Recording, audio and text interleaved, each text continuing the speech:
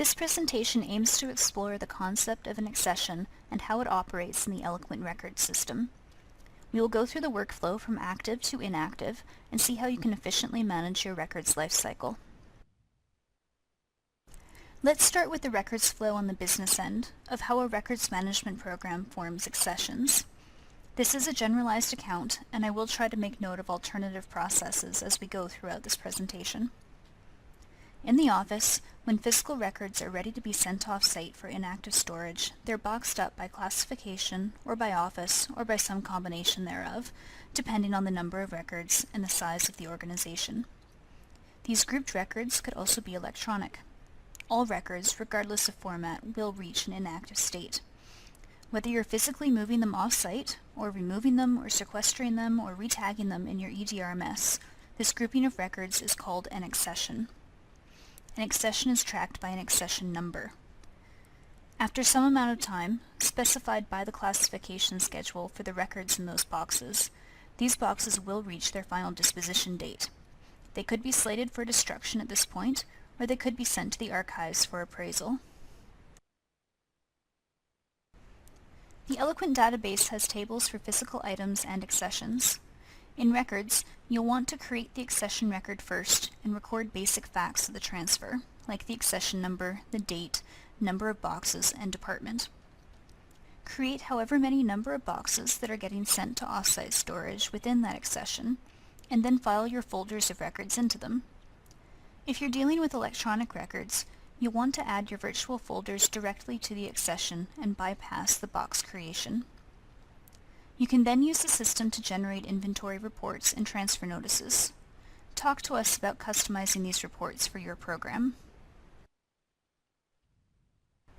We'll turn now to the entry screens so you can see what these forms look like, the data fields they have, and how to create these links between folders, boxes, and accessions. We'll follow the same steps 1 through 3.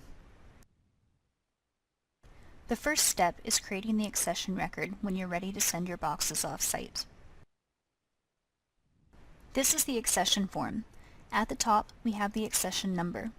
This numerical sequence can be reset at the beginning of every year for auto-numbering. We have a title and creation dates for the materials in the accession, and physical description notes here there are 12 boxes in the accession, but feel free to be more descriptive.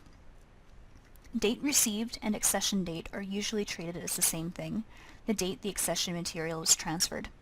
But it's possible they are different. The material may have been approved for transfer on one date, but not received at the record center until later.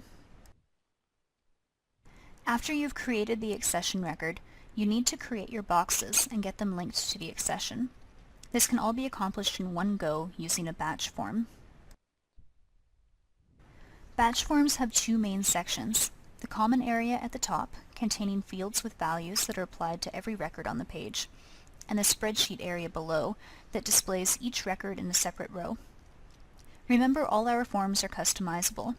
In this organization's example, all boxes share not only the same accession number, but the same department, physical size, start and end dates, and classification. If any of these values are different, then ask us to move any one of them down into the spreadsheet area. This will allow you to assign different values, for example different classifications, to each box in the accession.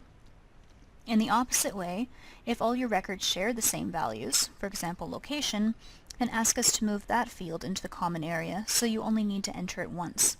The purpose of the batch forms is rapid, efficient data entry. So in filling out this form, your first step is to complete the common area fields, notably the accession field. The others are optional, depending on your needs. Then enter the information for your boxes in the spreadsheet area below. If you're using the space management module, the system can help you find and allocate open storage space for each box. Click Save to add these new boxes into the system, linked to your new accession. The last step is to move your formerly active folders into boxes. Just as you physically pull file folders off the shelf and put them in bankers boxes, you need to link your virtual folders in the Eloquent database with virtual representations of those physical boxes. You will use another batch form for this task. If the files already exist in your system, click Search in order to find them and bring them back into this form. If it's the case that these files don't currently exist in your system, you can use the form now to create them. An advanced search screen pops up. Use any of the available search parameters to put together a query to pull back the folders that belong in your first box. Tag and take the right results. Your selected folders will populate the spreadsheet area.